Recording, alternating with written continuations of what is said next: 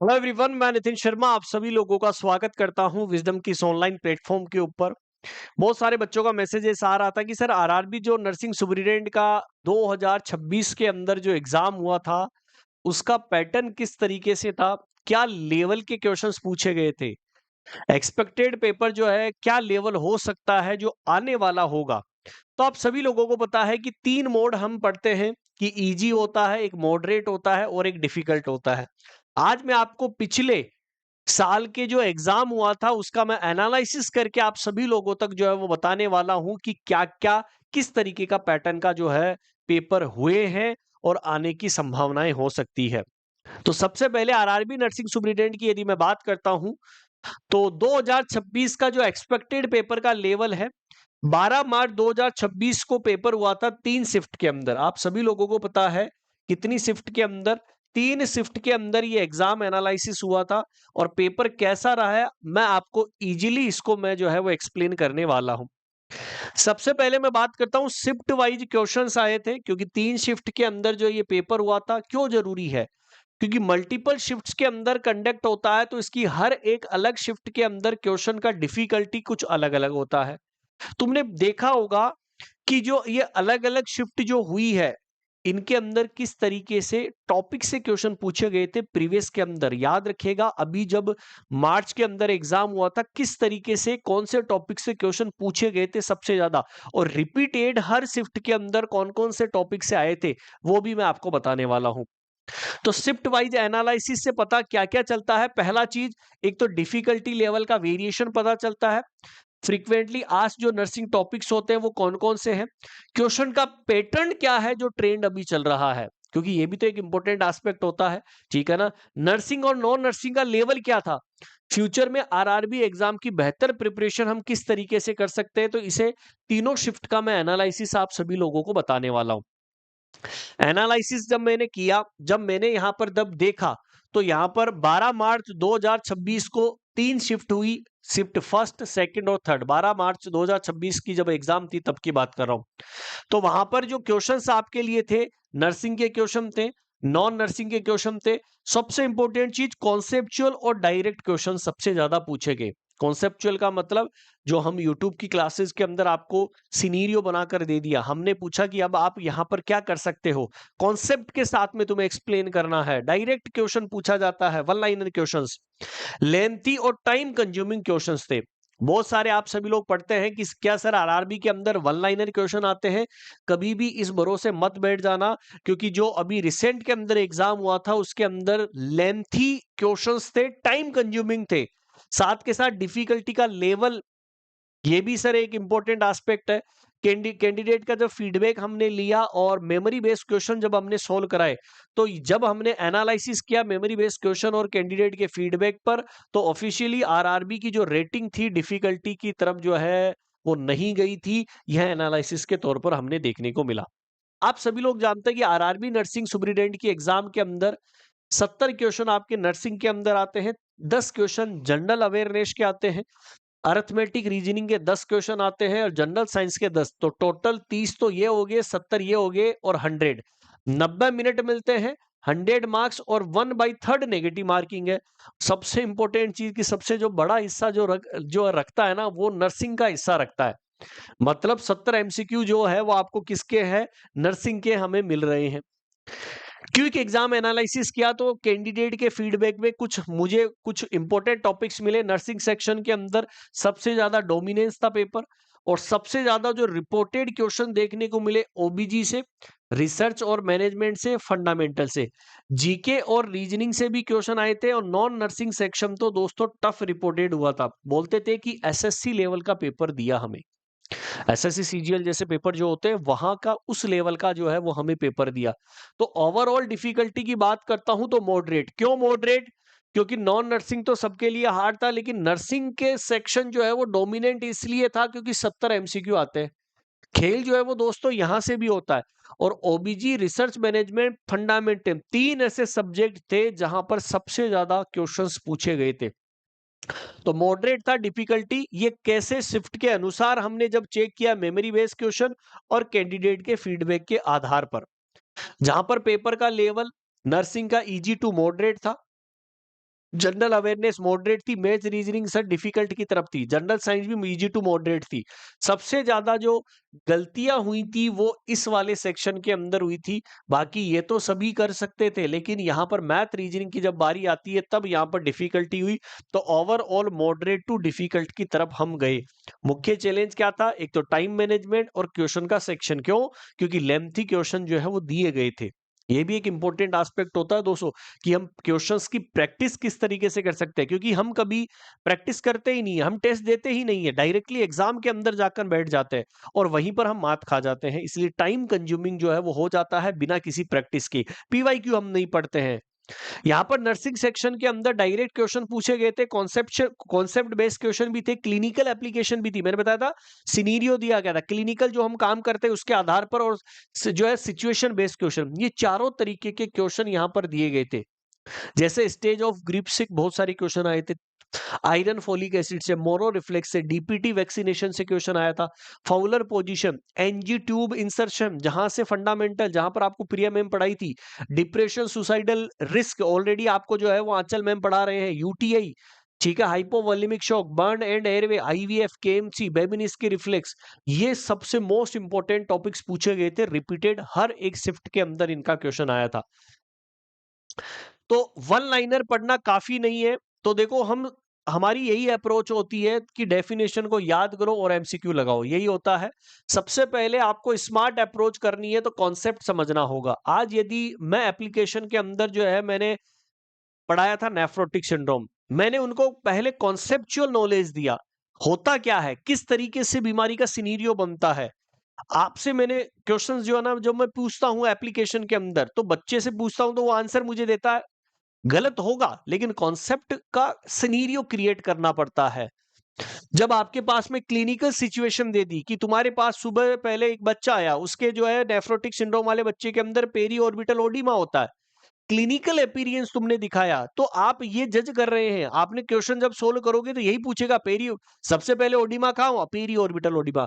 तो आपको कॉन्सेप्ट पता होना चाहिए। सेकंड चीज, आपको क्लिनिकल सिचुएशन पता होना चाहिए, देन एप्लीकेशन, और फिर एमसीक्यू प्रैक्टिस हम करते हैं दोस्तों। हमारी क्या आदत है कि हम डायरेक्टली वन लाइनर अप्रोच को जो है वो चलते हैं, डेफिनेशन याद करो और जो है वो तुक्का लगा कर आ जाओ। नहीं, यदि आप इस तरीके से पढ़ेंगे स्मार्ट अप्रोच के अंदर, तब जाकर सिलेक्शन होता है दोस्तों। तो कॉन्सेप्चुअल नर्सिंग प्रिपरेशन एक बिग एडवांटेज होता है। तो कॉन्सेप्ट को समझो और फिर आंसर को याद जो है वो करके, आंसर देखो, याद मत करो, आंसर को याद मत करो। आंसर को याद करना तो मतलब क्या, रटना है, वो रटना नहीं है। कॉन्सेप्ट को यदि आपने समझ लिया कि मेरी किडनी से ग्लोमेरुलर डैमेज जब हो जाता है तो प्रोटीन बाहर निकलती है, प्रोटीन यूरिया होता है, एल्बुमिन प्रोटीन बाहर चलेगी, हाइपो एल्बुमिनिया हो गया, कंपनसेशन लीवर करता है जिसकी वजह से लाइपोप्रोटीन का लेवल बढ़ जाता है, हाइपर लिपिडीमिया को वो करता है, ओडीमा हो जाता है।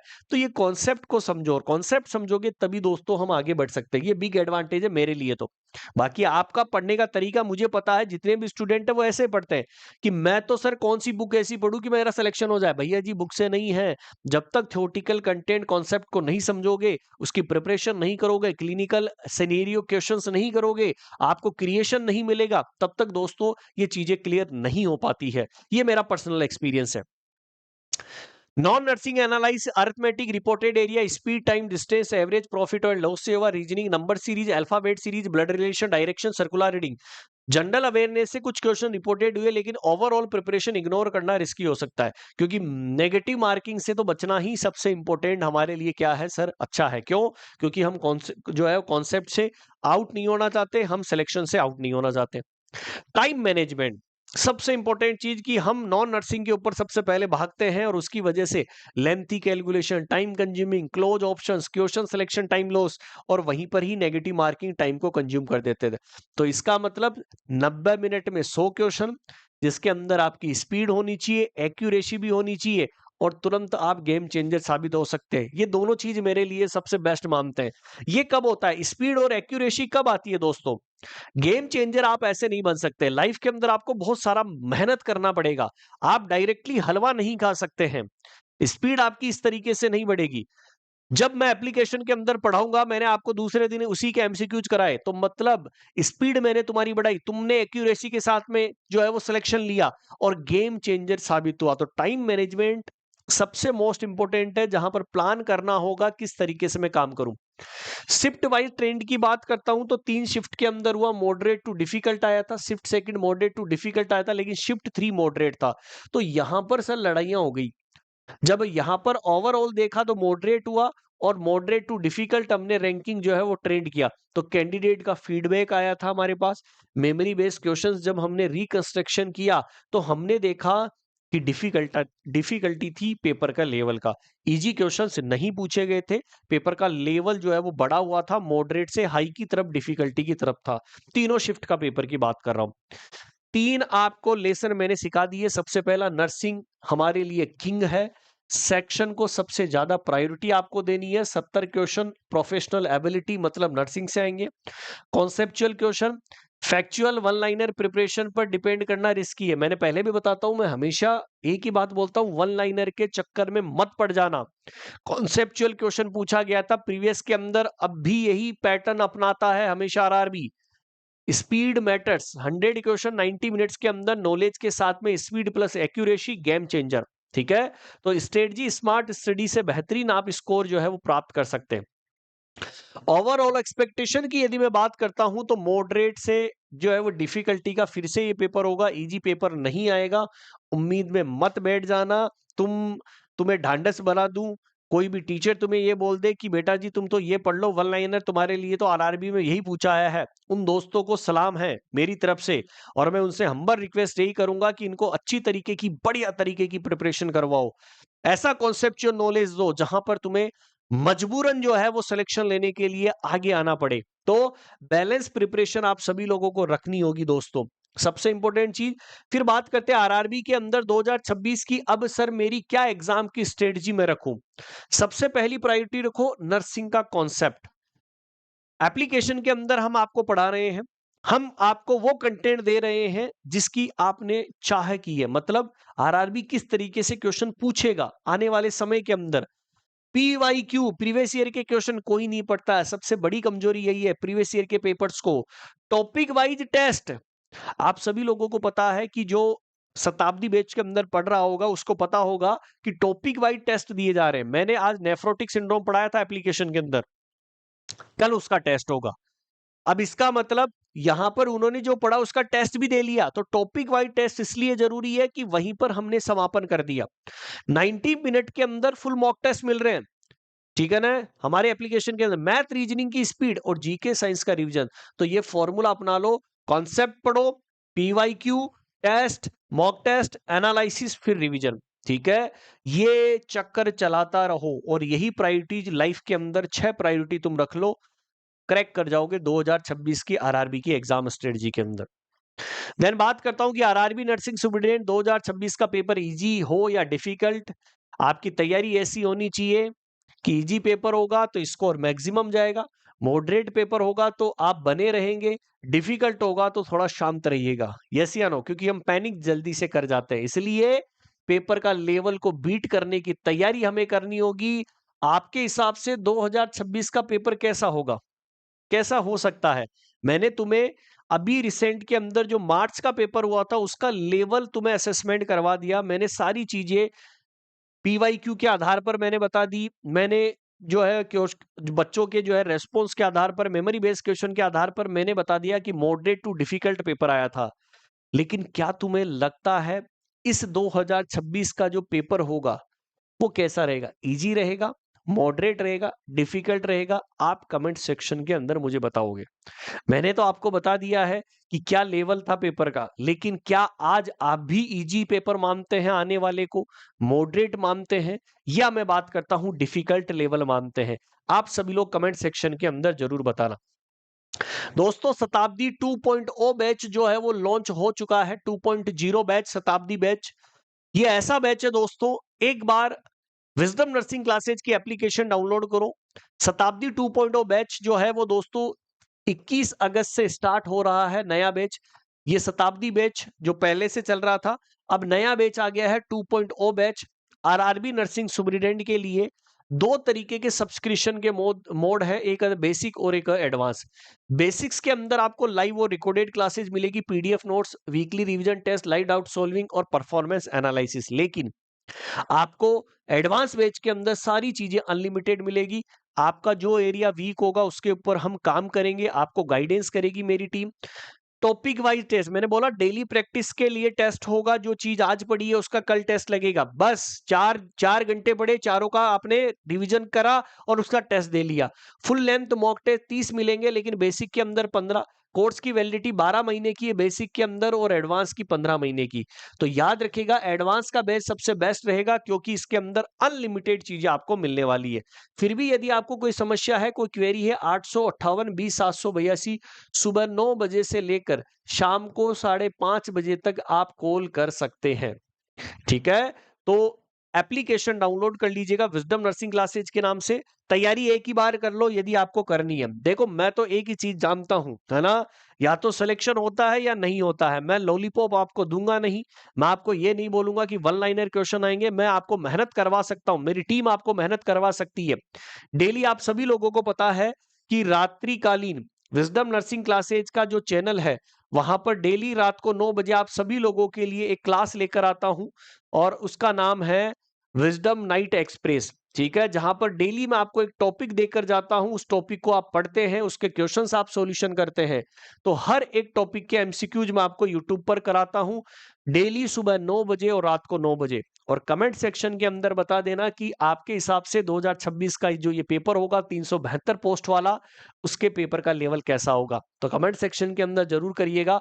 Thank you so much. जो भी आपका कोई डाउट है, फिर भी आप कमेंट सेक्शन के अंदर जरूर बताएगा। Thank you so much, all the best. Batch को ज्वाइन कर लीजिएगा। एक बार ट्रस्ट करिए, 100% क्वालिटी कंटेंट आपको हम देंगे। बाकी आप हमारे स्टूडेंट से फीडबैक भी ले सकते हैं। Thank you so much, bye and take care to all.